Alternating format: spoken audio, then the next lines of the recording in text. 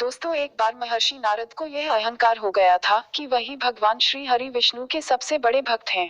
भगवान विष्णु का उनसे बड़ा भक्त तीनों लोकों में कोई नहीं है। महर्षि नारद अपनी इसी अहंकार की मस्ती में एक दिन पृथ्वी पर पहुंचे। पर जब वह पृथ्वी लोक पर पहुंचे तो उन्हें बड़ा ही आश्चर्य हुआ, क्योंकि पृथ्वी लोक पर हर एक व्यक्ति भगवान विष्णु के अवतार श्री कृष्ण के साथ राधा का ही नाम ले रहा था। महर्षि नारद पृथ्वी लोक पर राधा रानी की स्तुति भगवान श्री कृष्ण के नाम के साथ सुनकर बड़े ही खींच गए, तथा वह सोचने लगे कि भगवान श्री विष्णु से सबसे ज्यादा प्रेम तो मैं करता हूँ, भगवान विष्णु का तो सबसे बड़ा भक्त मैं हूँ, दिन रात उन्हीं के नाम का गुणगान करते रहता हूँ। इसके बावजूद भी उनके नाम के साथ मेरा नाम जोड़ने के बजाय आखिर क्यों पृथ्वी लोक के इंसान राधा नाम को जोड़ रहे हैं। अपने इस समस्या को लेकर महर्षि नारद मुनि भगवान श्री कृष्ण के पास गए। परंतु जब वह भगवान श्री कृष्ण के पास पहुंचे तो उन्होंने देखा कि भगवान श्री कृष्ण तो अस्वस्थ हैं, तथा वह सर की पीड़ा से कराह रहे हैं। भगवान श्री कृष्ण को इस हालत में देखकर महर्षि नारद का दिल द्रवित हो उठा, तथा उन्होंने भगवान श्री कृष्ण से कहा कि भगवान, आप मुझे तुरंत बताएं कि मैं किस प्रकार आपकी इस पीड़ा को दूर कर सकता हूँ। यदि इसके लिए मुझे अपने प्राणों का त्याग भी करना पड़े तो भी मैं इसमें जरा सी भी देरी नहीं करूंगा।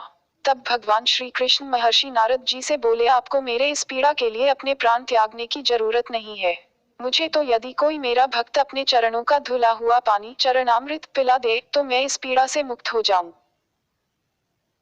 श्री कृष्ण की बात सुनकर महर्षि नारद जी सोचने लगे कि स्वयं पूरे जगत के पालक परमात्मा भगवान श्री कृष्ण को यदि मैं अपने पैरों का धुला हुआ जल चरणामृत पीने दूंगा तो मुझे घोर नरक की प्राप्ति होगी। मैं इतने बड़े पापा को अपने ऊपर नहीं ले सकता। महर्षि नारद यह सब सोचकर भगवान श्री कृष्ण को अपनी असमर्थता जताते हैं। तब भगवान श्री कृष्ण महर्षि नारद जी से बोले, यदि आप यह कार्य नहीं कर सकते तो कृपया आप मेरी तीनों पत्नियों के पास जाकर यह सारी बात बताएं। संभवतः मेरी पत्नियां मेरी इस पीड़ा को दूर करने में मेरी कुछ मदद कर कैसे हुई थी भगवान श्री राम की मृत्यु। श्री कृष्ण की आज्ञा से महर्षि नारद सबसे पहले श्री कृष्ण की सबसे प्रिय पत्नी रुक्मणी के पास गए और उन्हें जाकर सारा वृतांत बताया, परंतु रुक्मणी ने भी अपना चरणामृत देने से मना कर दिया। इसके बाद नारद जी एक एक करके कृष्ण के और भी दो पत्नियां सत्यभामा और जमाबंदी के पास गए, पर उन दोनों ने भी यह पाप करने से मना कर दिया। तब हारकर नारद मुनि भगवान श्री कृष्ण के पास आ गए और उन्हें पूरी बात बताई। तब भगवान श्री कृष्ण ने महर्षि नारद से राधा के पास जाकर उनसे मदद मांगने को कहा। भगवान श्री कृष्ण की आज्ञा पाकर नारद जी कृष्ण की प्रेयसी राधा के पास पहुंचे और राधा के पास जाकर जैसे ही नारद जी ने उन्हें भगवान श्री कृष्ण का हाल सुनाया, राधा ने बगैर कुछ सोचे समझे और बिना विचार किए एक जल से भरा पात्र लिया तथा उसने अपने दोनों चरणों को धो दिया।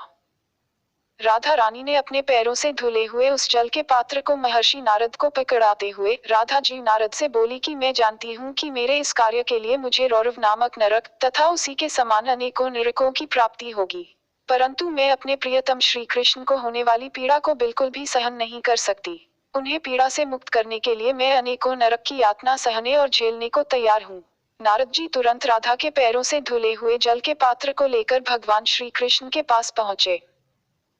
पर जब नारद जी श्री कृष्णा के पास पहुंचे तो वे देखते हैं कि श्री कृष्ण मंद मंद मुस्कुरा रहे हैं। तब नारद को ज्ञात हो गया कि क्यों पृथ्वी लोक के सभी वासी राधे कृष्ण के प्रेम का स्तुति गान कर रहे हैं।